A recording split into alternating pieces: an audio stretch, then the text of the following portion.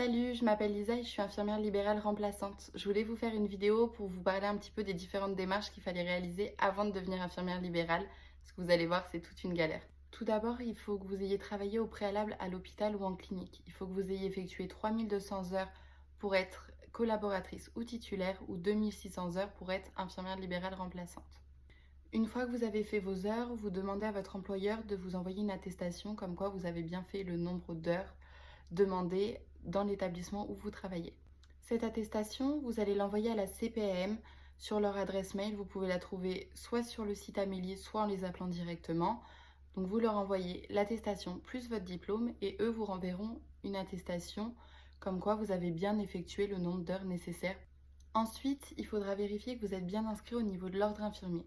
Si vous ne l'êtes pas, vous vous inscrivez et une fois arrivé sur le site, vous allez avoir demande de remplacement. Vous cliquez dessus et c'est là que vous sera demandé l'attestation de la CPAM.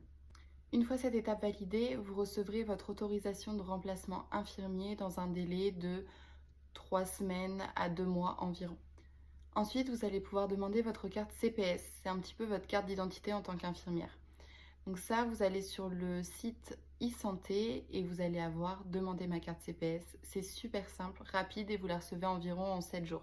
Alors soyez pas surpris, vous allez recevoir dans un premier temps votre carte par voie postale et dans un second temps, vous recevrez vos codes pour la carte par voie recommandée.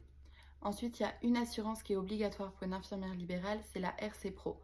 C'est votre responsabilité civile professionnelle. Il faudrait que vous l'ayez souscrit avant votre premier jour de remplacement infirmier. Après, vous n'aurez plus de mutuelle non plus si vous aviez une mutuelle d'entreprise.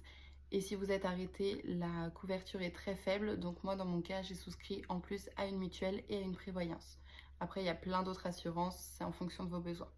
Une fois que tout ça est fait, vous allez pouvoir renvoyer un mail sur l'adresse mail de la CPAM pour leur déclarer que vous serez infirmière libérale remplaçante à partir de... Et là, vous indiquez la date de votre premier jour de remplacement infirmier libéral. Pensez bien aussi, pour la plupart de vos démarches, vous aurez besoin de votre numéro RPPS. Il est noté sur le site de l'ordre infirmier au niveau de la page d'accueil. À ce stade, vous avez fait une bonne partie des démarches, mais il en reste encore plein. Vous devrez vous inscrire sur le guichet unique de l'INPI pour créer votre entreprise, les déclarations URSSAF, Carpinco, l'ouverture de compte professionnel, je vous fais une partie 2.